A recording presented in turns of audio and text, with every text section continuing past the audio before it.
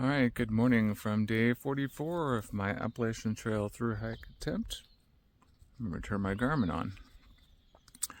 It is Saturday, the 11th of April, and I'm just leaving Iron Mountain Shelter and going to head my way 16 miles up to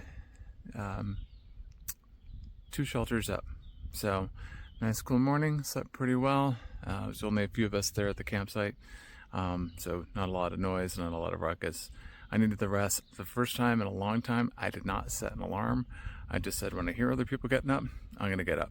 And I heard them, and I still got out faster than them, which is surprising because I didn't think I was the fast one. But I took my time, and I'm going to take my time today. It's going to be a nice hot one, starting off cold, but I like hiking in the cooler temps in the morning, so I'll get a move on, and I'll take you up the trail. I think it's going to be a lot of ridgeline today. Not a ton of ups and downs, and I think views of the valley on either side. But we'll see.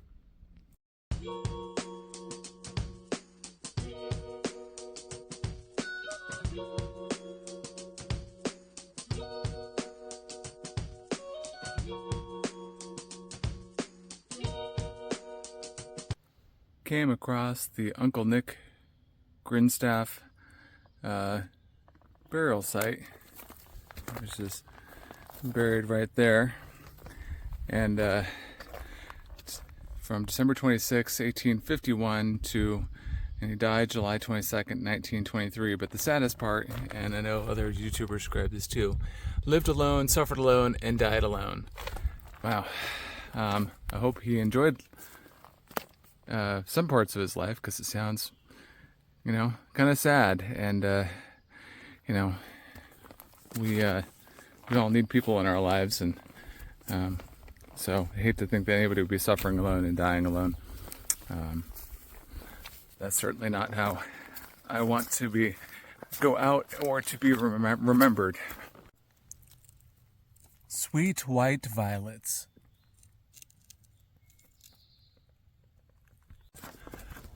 Well, it's been 1 hour in. I was just curious because, I didn't set off at a, real hardcore pace, but this path is kind of cruisy, and far out says I've done 2.8 miles. So I could see why it would be tempting to do the marathon. I don't know if I could sustain 2.8 miles per hour when we finally get to some of the hillier sections in the heat, but I'm enjoying making good times while it's still relatively cool, getting a little warm already, and wanted to take off this this fleece that I've got on. So, but I didn't want to do that until I stopped, until I got past 1 hour, just to kind of see what my pacing was. But trail is cruisy and easy. Could easily navigate this at night, which was another concern I had. When you've got a headlamp on, you're going over some rocky areas, you don't want to trip and fall. That'd be a bad day.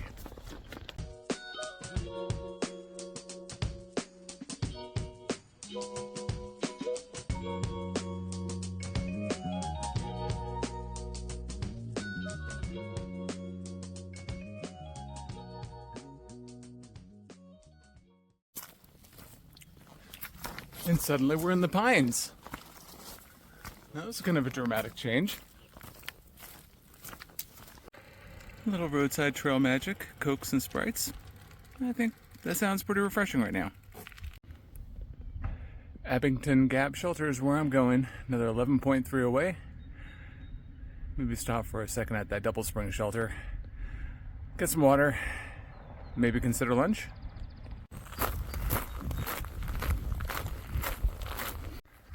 I suspected I might be coming up on this soon, but there are a few kind of just really perfect photo spots you see, and they're just become iconic and become associated with the trail. And they don't always have to be, great views. It could be as simple as that barn right there. So that AT barn Didn't think I'd see it today, but here it is in this beautiful pasture. A nice cool morning. But, you know, as sweet as it is, you know, at first I saw it, my first thought was, mountain turtle would just love to be here right now, and she would be beaming with just, you know, she'd be filled with such vigor right now just from seeing this and inspired to keep moving. But she'll get this in her section hikes later on.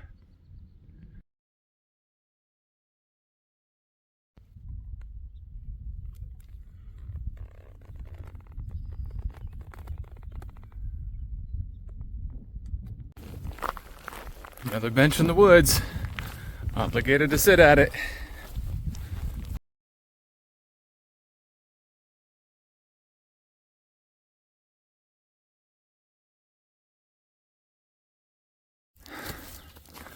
All right. This one has no view. So just a 1 second sit break for that one. I'll wait for a better bench to have a longer break.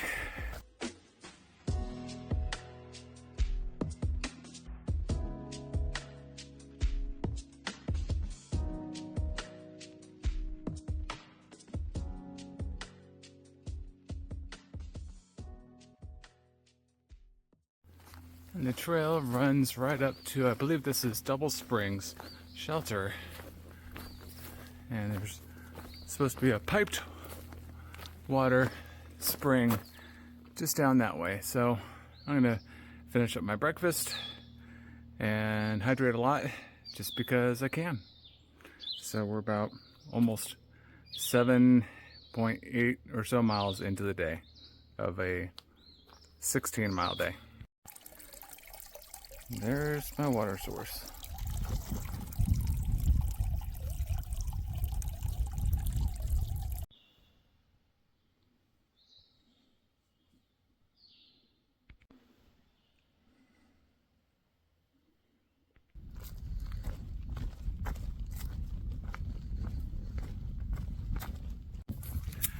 Darby had brought this up, but one of the negatives of Tennessee is that there are no privies, so gotta do your business out in the wild.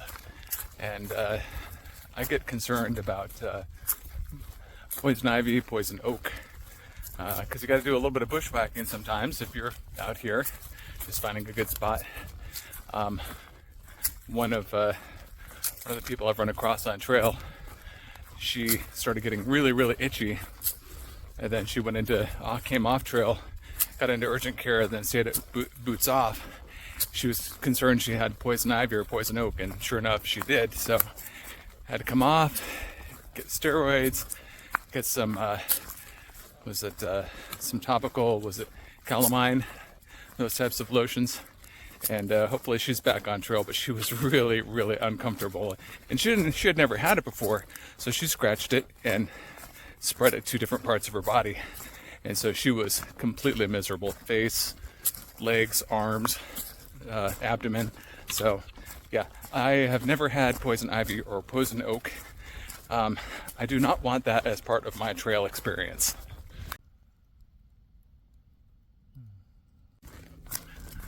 So I just ran into a very nice couple named Caleb and Danny, and they had their two dogs with them, a couple different labs, a chocolate lab and a yellow lab named Lucky and Scout. And so we're talking. Their son had done a thru hike southbound, and so they were very familiar with the trail and its challenges.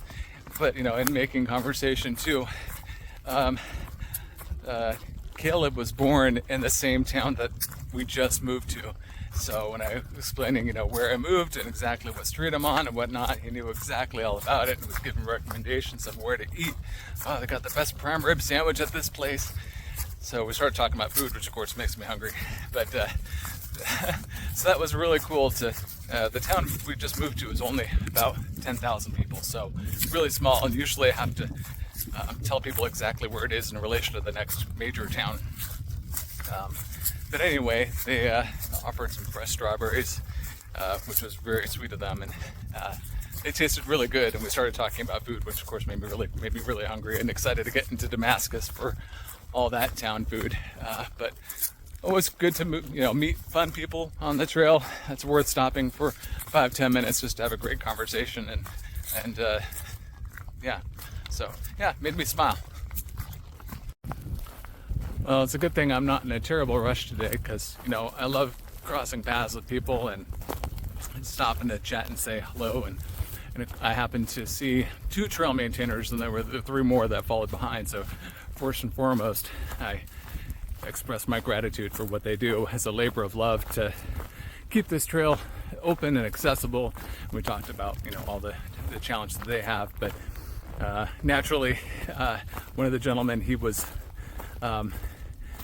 his trail name when he hiked was Mountain Squid, because he had just retired from the Navy as a Chief Petty Officer, and he had a Chief Petty Officer insignia on his hard hat, which was pretty cool. So I explained, I'm Freebird, and here's why, as a retiring colonel. So he was like, I totally get it. So that was really cool. Yeah, again, love, the least I can just do is say thank you to the trail maintainers, because they are awesome, devoted people doing it awesome, usually as just volunteers coming out on a fine weekend like this with tools in hand to do some work, which is great. So pretty cool.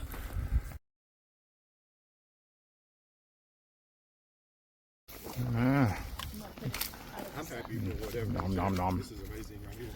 Yeah. We've seen everything. So I came down to the road and got even more trail magic. So it's just been a good day of just reuniting with friends here. Making new friends and eating along the way. It's a good day.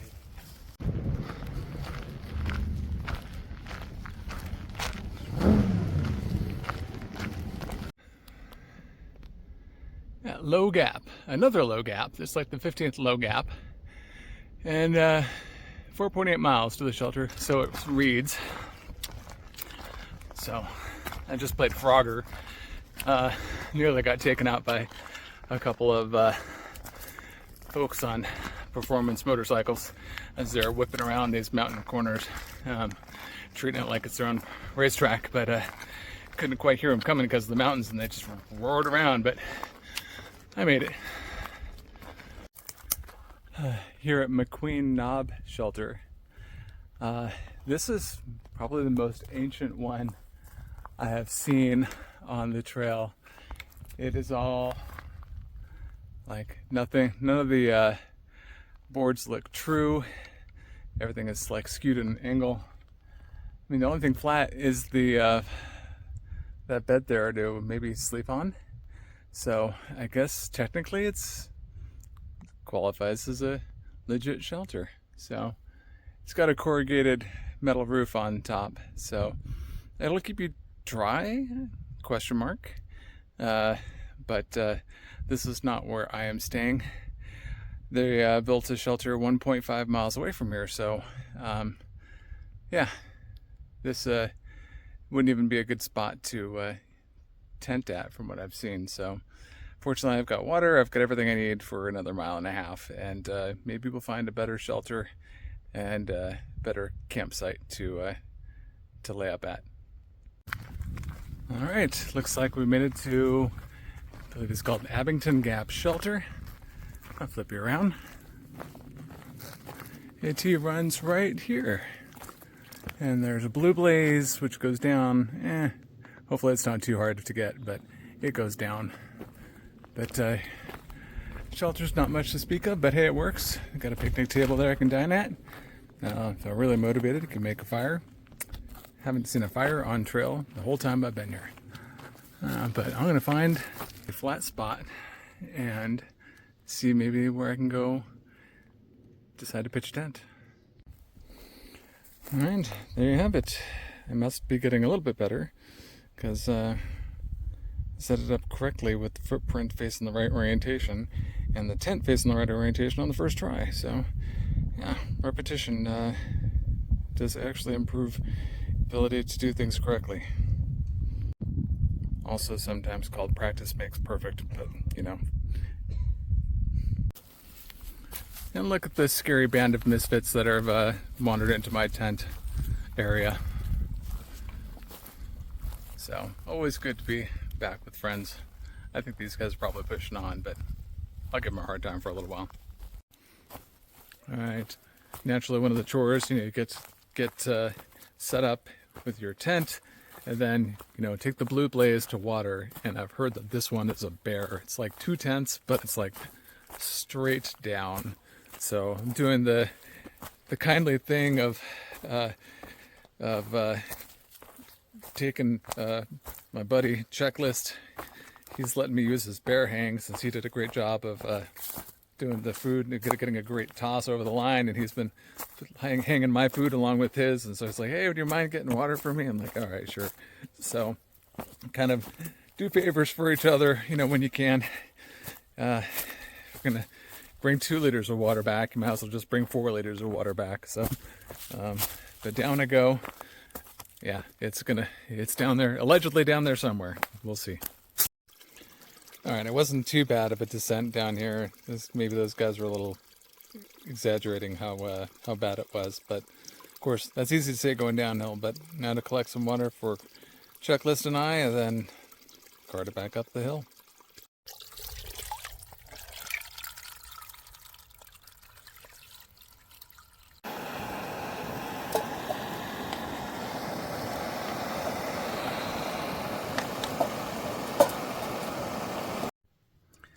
All right, that closes out day 44. It was a good day, 16 miles, not too shabby, over some fairly easy terrain, cruisy terrain, and that was to be expected. But it was nice because I got to hike fast and get to from Iron Mountain Shelter to Abingdon Gap Shelter, and be done before 4 p.m. So get in, took a little bit to get the water and filter, but I wasn't in a rush. Plenty of daylight left, which is always nice to have plenty of daylight. And so plan is take a nice night to relax, maybe do some editing. I gotta get a plan for when I get into Damascus tomorrow, so that's exciting. And so myself and my buddy Checklist, we're going to compare notes, figure out how we're going to get from Damascus to the next town.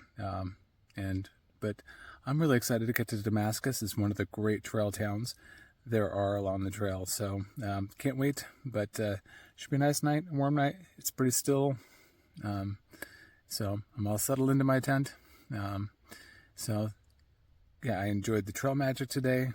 Enjoyed talking to trail maintainers today. Great people on the way. And then, of course, some of my trail friends that I've seen slack packing again and again. So fun to run into a lot of people today, and just keep it light. So it was nice. So, all right, that wraps up day 44. Thanks again for following along, and I'll see you in the next chapter.